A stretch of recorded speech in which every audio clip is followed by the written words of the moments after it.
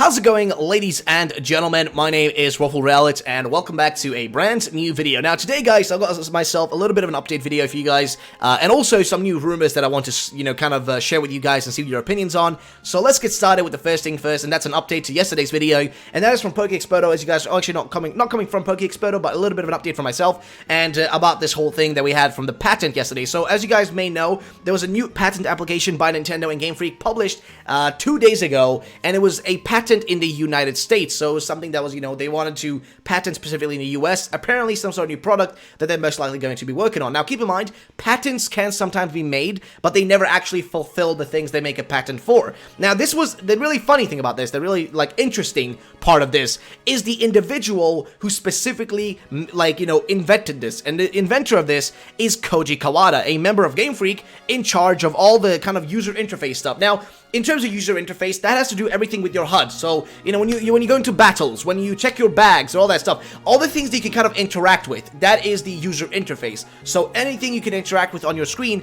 that's the user interface that you deal with. So, if you go into your bag, that's your user interface. All those buttons, right? All that stuff that shows up, all those things, that's all the user interface. Everything you can interact with that in that sense is the user interface. Now, what's really interesting is that this could somehow relate to the Pokedex, and I didn't even think about it, but this image right here resembles something that I didn't realize until, not one person, but several people actually, pointed out to me, and I'll get to that in a moment. But I want to also point out here, guys, that some people were saying, oh, this doesn't relate to Pokemon just because Game Freak is involved.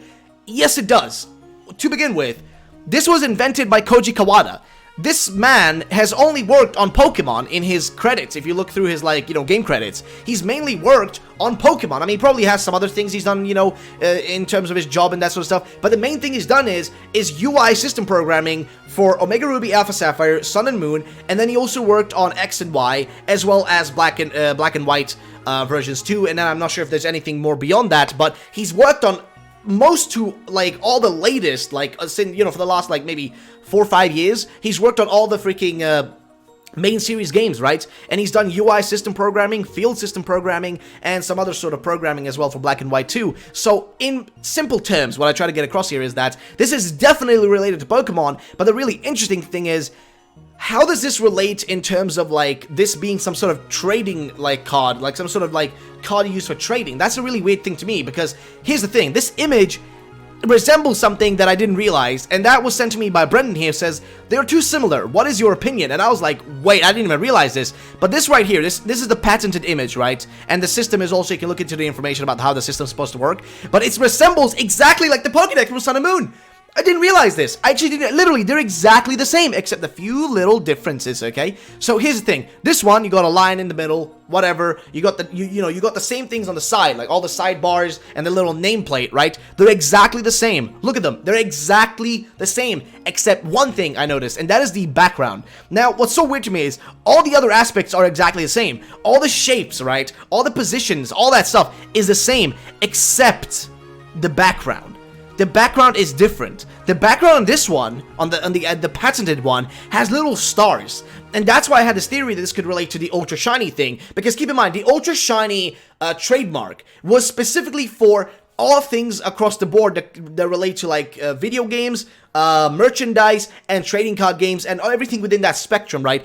It was trademarked for a lot of different things. So, it could cover a lot of different areas. And that makes sense, because keep in mind, if these cards, because again, they're patented as some sort of cards, they're not supposed to be some sort of direct interface thing that's supposed to be within a game, you know what I mean? It's supposed to be some sort of thing you're gonna hold, some sort of physical thing. As far as I understood it from Pokeexperto here, it's supposed to be some sort of new system of cards with changing color, pattern, and background. They're supposed to be something interactive and something you can actually hold in your hands, right? So why is this important? Because this trademark specifically goes across different things, right? It relates to merchandising, it relates to trading card games, and it relates to video games, and some other things as well. Now, this, if you take it logically speaking, right, this is some sort of merchandise. This is some sort of, card, something you hold. Then you also involve the trading card part, right? Some sort of trading card. It's like a card you're gonna be able to trade with people and blah, blah, blah, blah, blah. Third point, it's going to be related to the video games, because it's supposed to use the, I can't remember exactly what the word was, but like the kind of the infrared system where they use like, where basically the same system they use for amiibos, where you can scan them into like your games. So you just put them on your Wii U back in the day, or now also I think you can do it on the Switch as well, right? Yeah, you can. So you put it on your Switch and it scans a thing in, so you can use a specific amiibo within the game with a specific outfit or whatever. You get the point. Like, that specifically is what I'm trying to get across here, is it uses the same system. So in 3 ways, this relates to that trademark about Ultra Shiny. And keep in mind, those stars right there, and again, I've already gone through this as a theory, I already did this yesterday, but I want to bring it up again as an update because I didn't realize it's literally the Pokedex. It's literally the Pokedex when you register a new Pokemon. So I don't really know what to feel. I mean, is this going to relate somehow to some new feature of them, how they're going to distribute Pokemon? Or is this going to be some sort of specific special thing you're going to do? Or something relating to a mini-game, right? But I'm going to tell you this. This is 100% related to Pokemon, and I think like 50 or about 70% sure, personally, that this is related to specifically the Switch game, right? Now, it's 100% related to Pokemon. That's guaranteed. I mean, look at this. They're exactly the freaking same, except the background is different, where you have those little stars. Now, that could just be like a temporary thing they did or whatever. It could be it could be anything, right? But they look exactly the same. Just a few little positioning differences and that sort of stuff. But other than that, they're identical. Like, it's stupidly identical, so it's definitely related to Pokemon. Is it related to Pokemon on the Switch, though? We don't really know, and I can't give you a proper answer there. But that's besides the point. Now, I want to just kind of bring this up again because I don't know, man. I don't know. It's really strange to me. But that's besides the point, guys. Now I want to go to the next thing here, and that is that this individual right here, Pokemon Sun and Moon, or Team Sun and Moon at YouTube, is a individual, a viewer of mine, also a viewer of, like, tons of rumors and that sort of stuff. An individual that really likes looking into these things. And he messaged me, as well as Arrow, and said, I think I got rumors for you.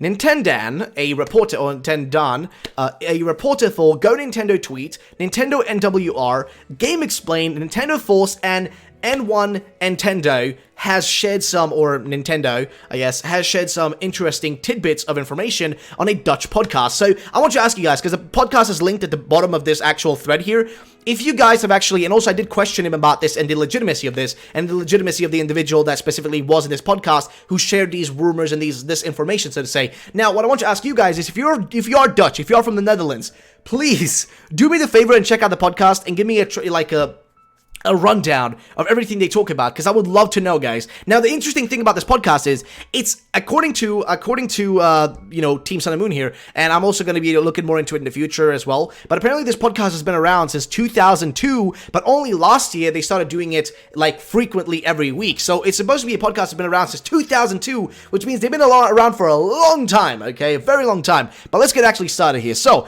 he says, first, he said, and now he's talking about this individual called Nintendan, or Nintendan, I'm not sure how to say that, but Nintendan is, I'm going to say it for now. First, he said, I have heard conflicting things about Pokemon Switch. Sources close to Game Freak told me that they are not yet sure if they're going to finish on time so it can release in 2018. However, sources close to Nintendo were a lot more sure of a 2018 release.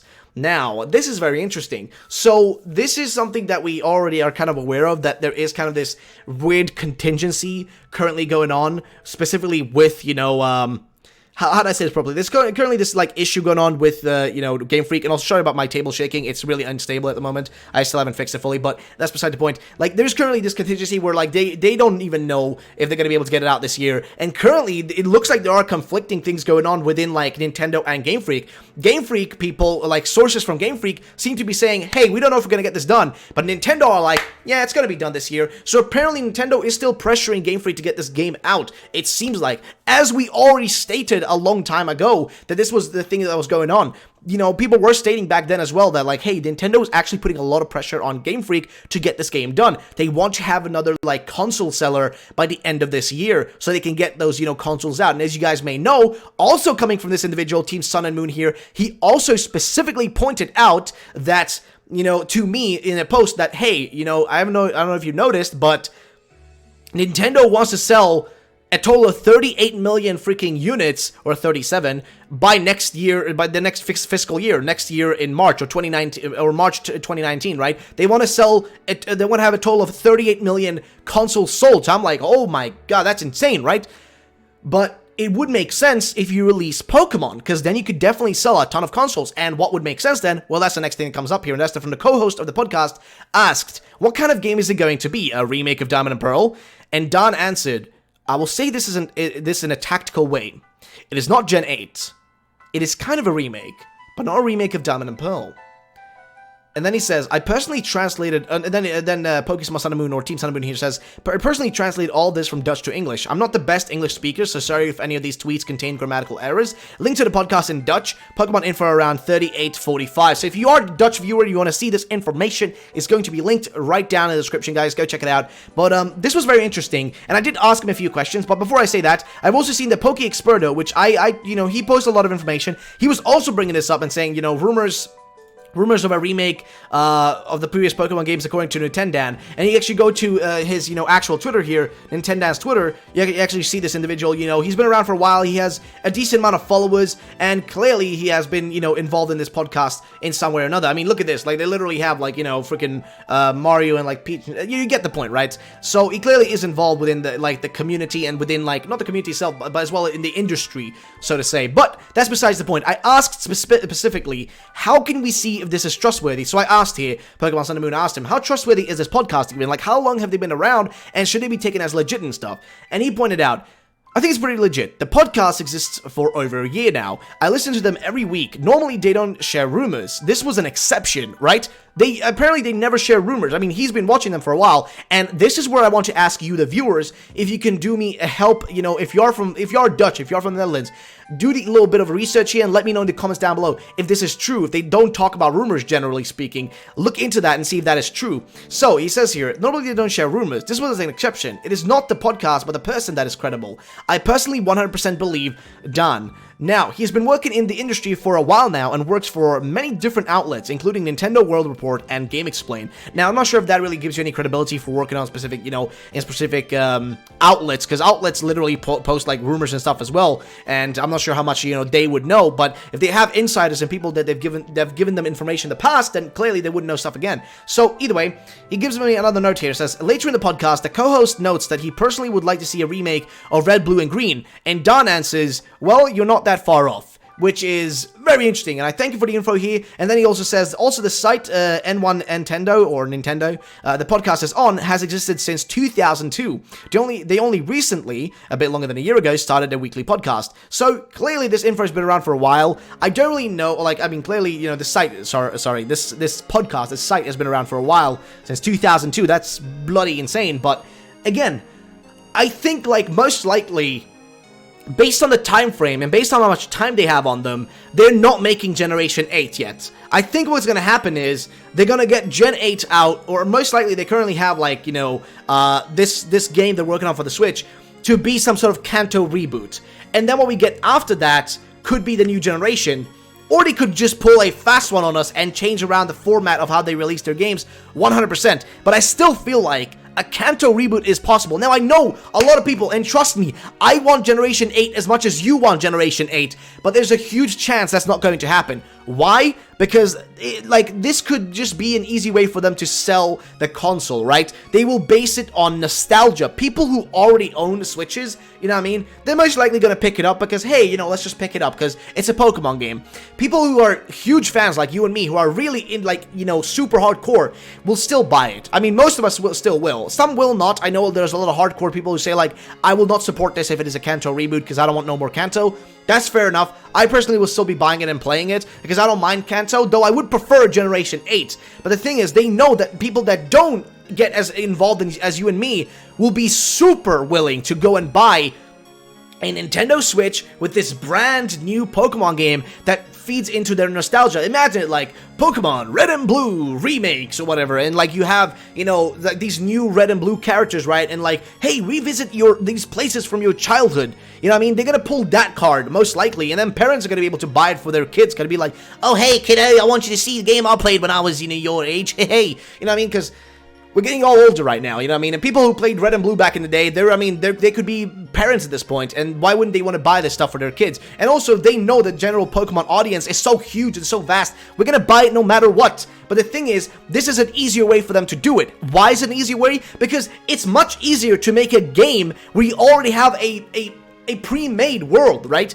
Kanto is already set. You already know how Kanto is and works and how it looks like, right? So it's easy to just remake that again, but just in 3D, because you already have the story panned out. I mean, this is where I would want them to deviate and make a new story and maybe add in some new stuff. Maybe even add in new Pokemon. I mean, let's say this is 20 or 30 years from the, you know, the red and blue that we played. Add in new Pokemon, change things up. I mean, I don't know, add some better new gimmick. You know what I mean? Like, give us something new. That's all I'm asking for. But what I want to get across is that, like, you already have this established Kanto world, right? So you don't need to, like, work on these crazy new IDs and these crazy new, like, weird things that wouldn't really make much sense. You don't need to do those things because you already have it all established. So it would make sense with the short time frame that you have to get the game done within, right? They have been working on this game for longer than a year. That's for sure, guys. We're about to close up on a year since the announcement, but they were definitely working on this game prior to last year. They were probably working on this since, like, 2015, 2016, based on the fact that, like, their teams were split up at those times. So this game has been in development for maybe 2-3 years, and usually the development for a Pokemon game is about 3 years,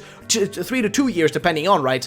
But that's usually the development span. But if this is a game that just simply, like, is going to a new console, they may have needed some more time, but they're not getting that time from Nintendo. Nintendo wants the game now. So I don't know what to say, guys. This is just simply my opinion. Sorry for making this video so long. I wanted to discuss this because it's very interesting, and I know a lot of people are very angry about the possibility of a Kanto reboot. If it doesn't happen, I'll be happy, right? I'll be happy with you, along you side, guys.